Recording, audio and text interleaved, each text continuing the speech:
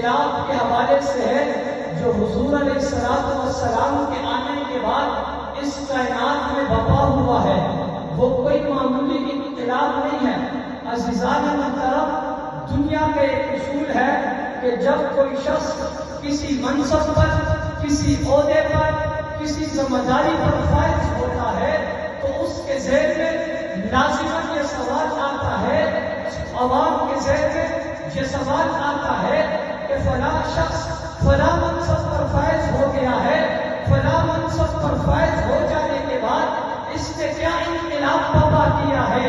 اگر علاقے کا ایسے جو بدل جائے تو عوام کے ذہن میں یہ سوال آتا ہے کہ اس کے بدل جانے کے بعد علاقے کے امن و امان میں کیا انقلاب برپا ہوا ہے، علاقے کے اندر کیا تبدیلیاں آئی ہیں؟ اگر ادارے کا محتمل بدل جاتا ہے تو طلباء کے ذہن میں یہ سوال آتا ہے کہ فلاں محتمل کے بدل جانے کے بعد ادارے میں کیا انقلاب آیا ہے؟ اسکول کا پرنسپل بدل جائے طلباء کے ذہن میں یہ سوال آتا ہے کہ پرنسپل کے بدل جانے کے بعد کیا انقلاب برپا ہوا ہے؟ ملک کا وزیر اعظم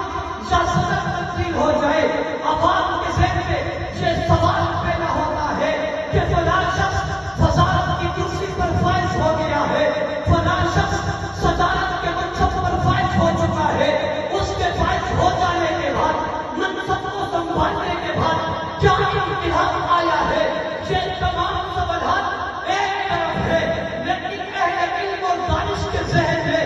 یہ سوال ضرور جنم لیتا ہے کہ دنیا کا سب سے بڑا منصب، دنیا کا سب سے اعلیٰ منصب وہ پیغمبر انقلاب کا منصب ہے۔ ربوبیت کے بعد اس دنیا میں سب سے بڑا منصب، سب سے بڑا عہدہ،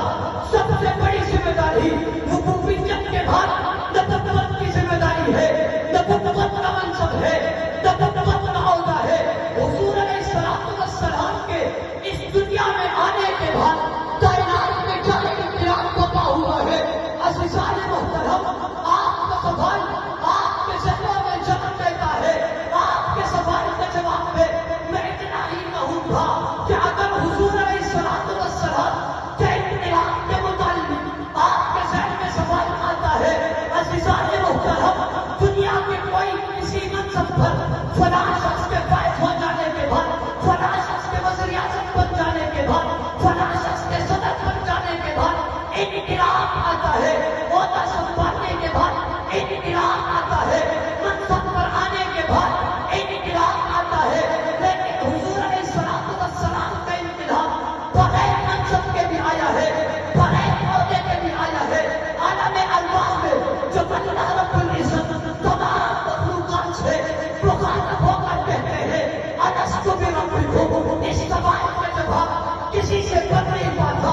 باوجود یہ ہے کہ وہاں پر انبیاء بھی موجود ہوتے ہیں، اتقیاء بھی موجود ہوتے ہیں، اصفیاء بھی موجود ہوتے ہیں، اصحاب انبیاء بھی موجود ہوتے ہیں۔ اس سوال کا جواب کسی سے بن نہیں پاتا۔ اس وقت جس ہستی کے ذہن میں، جس ہستی کے زبان پر جو سوال کا جواب آتا ہے وہ آقا علیہ